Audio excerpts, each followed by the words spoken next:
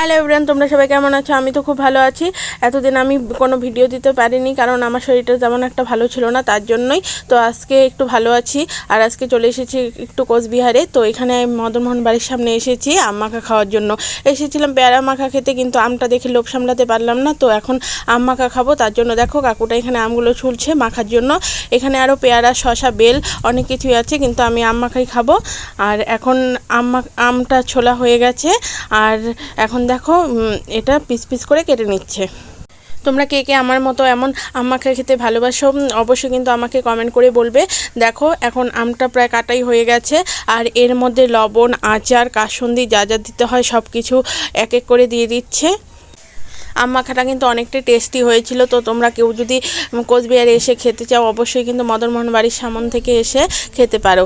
দেখো এখন আমাদের আম মাখাটা প্রায় কমপ্লিটই হয়ে গেছে। ভিডিওটা তোমাদের কেমন লাগলো অবশ্যই কিন্তু কমেন্ট করে বলবে। তো এখন আমরা খেয়ে দেখছি। টাটা।